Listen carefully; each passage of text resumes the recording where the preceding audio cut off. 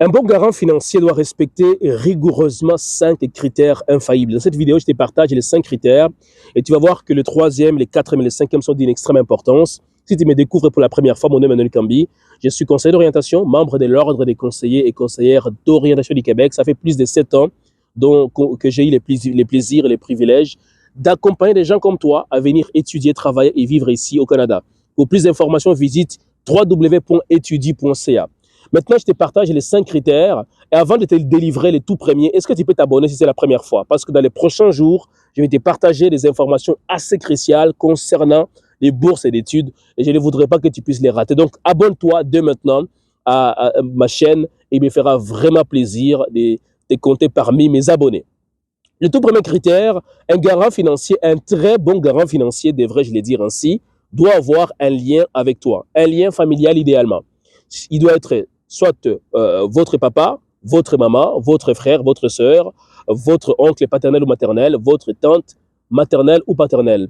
Outre ces personnes, si jamais vous n'en avez pas du tout, parmi ces personnes en tout cas, vous pouvez recourir à votre cousin, à votre neveu, à votre nièce. Mais il faut dire qu'au Canada, la notion de neveu, de nièce, de cousin, ce n'est pas du tout considéré.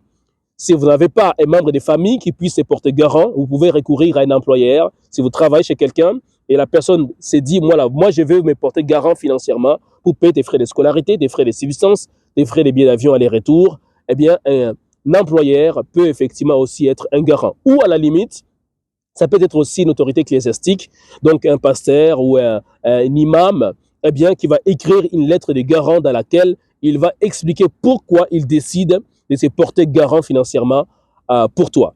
Alors ça c'est le tout premier critère. Deuxième critère, la personne doit avoir énormément de moyens financiers pour payer des frais de scolarité, des frais de subsistance et des frais de billets d'avion aller-retour.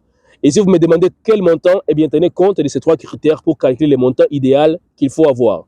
Troisième critère, la personne doit pouvoir travailler, doit avoir à justifier qu'il travaille, il a un bel emploi. Dans cet emploi, il a un salaire confortable qui lui permet de payer des frais de scolarité, des frais de subsistance et des frais de billets d'avion aller-retour. Quatrième critère, la personne doit impérativement avoir des biens immobiliers, maison, voiture, parcelles, plantations, bref, démontrer que outre son argent qu'il gagne dans l'emploi, il a aussi des biens immobiliers à faire valoir. Et pour terminer, le cinquième critère, la personne ne doit jamais avoir eu des problèmes avec l'immigration au Canada. C'est vraiment important de les comprendre ainsi. Voilà les 5 critères. Merci d'avoir été là. À très bientôt.